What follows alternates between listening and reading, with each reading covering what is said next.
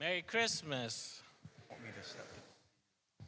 So the gospel that we just read for this evening is St. Luke's account of the nativity of Christ. In the first chapter of St. Luke's gospel, he tells us that he has compiled all the sources that he can, and that he is writing a definitive history with all the details, the unabridged version of the gospel, of the story of Jesus Christ, to the dear readers, Theophilus, the one who loves God.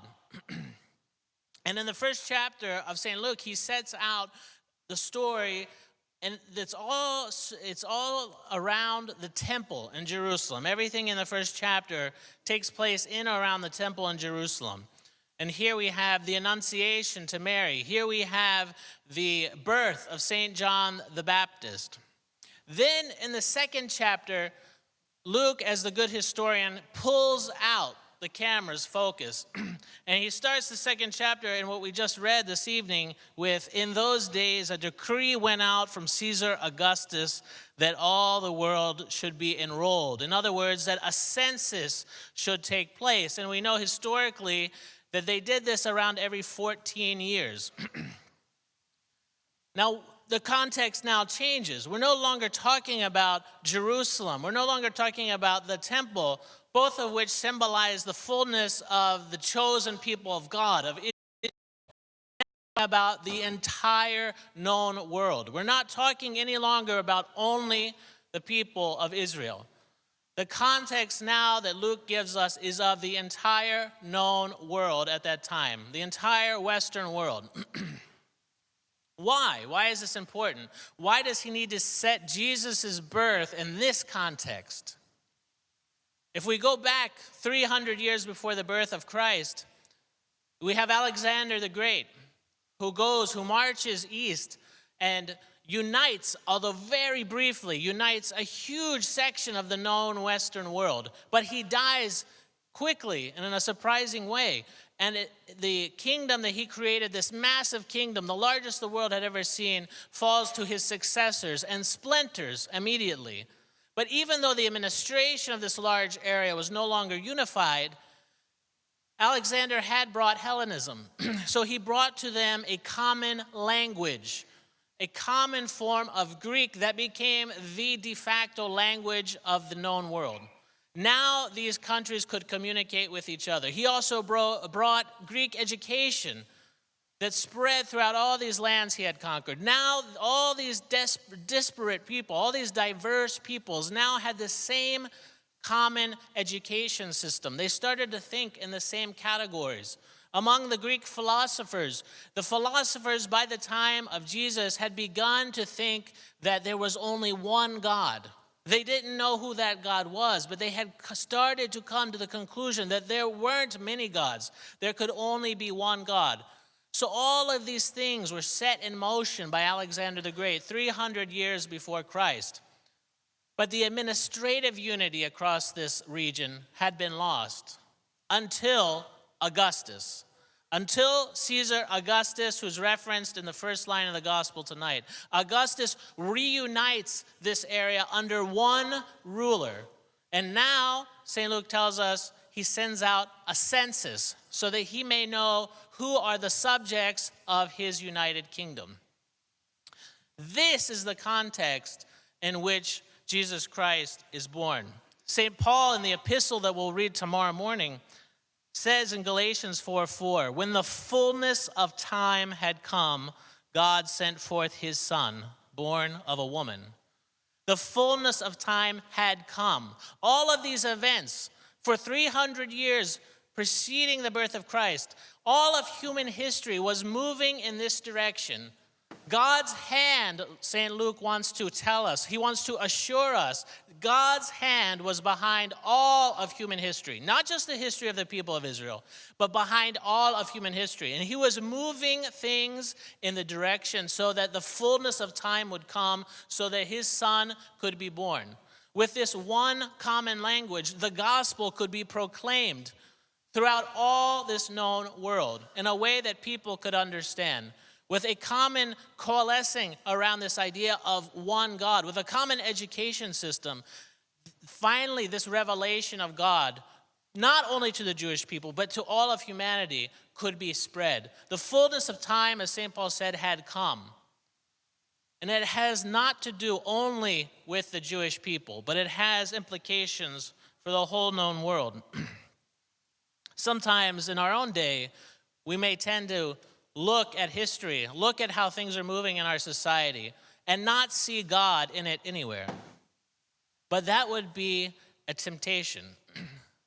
We see tonight that God's hand is always moving human history. Sometimes we humans can slow it down, but God's hand is behind our human history. God's hand is behind what happens to us. And yet, as God sets this up, as he brings this plan together so that his son, the Savior, could be born, ironically, the Jewish people, the people to whom he was given, will reject him. He can't even find room. His mother cannot find room in the inn. We read in tonight's gospel from St. Luke. There was no room in the inn for her in Bethlehem. The Jewish people had no room for Jesus Christ. They would reject him. Instead, he finds his birthplace in a humble cave, in a manger for animals, inside of a cave, which is how they would use at the ancient world a cave as a stable. They didn't have wooden barns and stables. We see that sometimes as a setting for the nativity scene. But this was a later development in the Middle Ages in Europe. At that time, they would have used caves to keep the animals. So it was almost certainly, like the tradition of the church tells us, and that we see in the iconography, it was almost certainly in a cave that he was born. Sometimes the manger, the trough, would actually just be cut into the soft rock in the floor. It could have been there that he was laid among the animals. There was no room for him in the hearts of the Jewish people. So instead, he was laid among animals. St. Ambrose tells us tonight, the Jews could make no room for him who came to make mansions for us in heaven. So the gospel tonight continues. And she gave birth to her firstborn son and wrapped him in swaddling clothes and laid him in a manger because there was no place for them in the inn. And in that region there were shepherds out in the field keeping watch over their flock by night. And an angel of the Lord appeared to them, and the glory of the Lord shone around them, and they were filled with fear. The newborn king of Israel, the Savior of the world, is born, and there's no room for him in the inn. And who do they announce it to?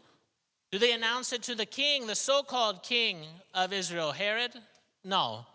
Do they announce it to the religious authorities? No.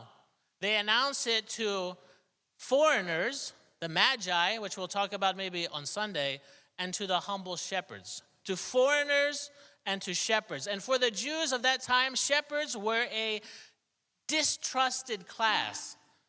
They were so distrusted, they were viewed so suspiciously that it was actually rabbinic law that they could not testify in court.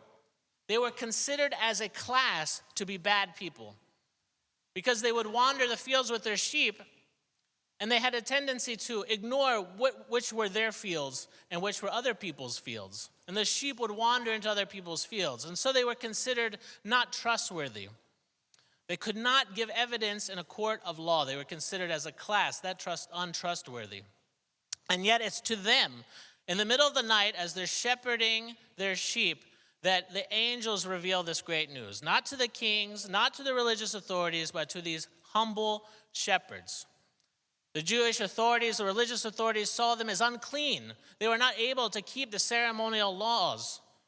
They were not able to do these things. Because they were constantly watching over their sheep, they were not able to go to the temple and perform the required sacrifices. They weren't properly religious people. They were immoral. And yet it's to them that the king's birth, the Savior's birth, is announced. Now, interestingly, according to the rabbis of the time, to the rabbinic laws of the time of the Jewish authorities, the sheep that they were pasturing at that time were in a place near Bethlehem, between Jerusalem and Bethlehem. And according to rabbinic law, those sheep would have been considered being prepared for the Passover sacrifice. One of those sheep that they were overlooking would be chosen, the purest, the most blameless of those sheep, without any spot or blemish, would be chosen as the Passover sacrifice. They were shepherding the sheep that would be the Passover sacrifice that year. And yet it's to them that's revealed the true Passover sacrifice for that year. Christ is born in order to be sacrificed. Christ will take the place once and for all as the sacrificial lamb. That is why he is born. The shepherds also, ironically, were considered outcasts. We're not properly religious people. And yet, throughout the Old Testament, the greatest leaders of Israel come from this humble class. Moses was a shepherd. David, their greatest king, was a shepherd. The son of David, who would inherit David's throne, was in the tradition the shepherd of the flock of Israel, according to 1 Samuel and 2 Samuel. His messianic successor to the throne, according to Jeremiah, Ezekiel, and the prophet Micah, was to be a shepherd. It was from this lowly class that David's successor, the true king of Israel, would come. Finally, we look at the phrase in the gospel tonight describing how Jesus was born, and it says that she wrapped him in swaddling clothes, laid him in a manger because there was no place for them in the inn. And then Luke tells us in chapter 23, after his crucifixion, they wrapped him in linen cloth, placed him in a rock-hewn tomb where no one had yet been laid. There's this parallelism. The way he was born would be the same way that he would die. He was born in a cave and he would be entombed in a cave. He was born to die for us. So what can we take out of this gospel reading today? Jesus was born to be rejected by his own people and yet to die for all humanity, not just the Jewish people. To unite everyone under one roof, under one authority, under one king, not Caesar Augustus, but Jesus Christ as the new king, not only of the Jewish people, but of all humanity. The question for us is, are we willing to accept him as our king? Are we willing to be enrolled tonight in his kingdom as subjects to him? The question for us is, are we willing to be humble like the shepherds who had no sense of entitlement to God's mercy? And yet we're blessed to be surrounded by angels and singing in light, announcing the good news.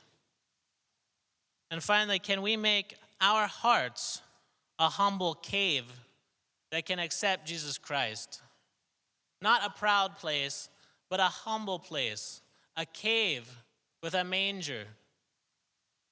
The simplest possible place for a king to be born. Can we make our own hearts this so that Christ can be born in our hearts tonight and every day? Amen.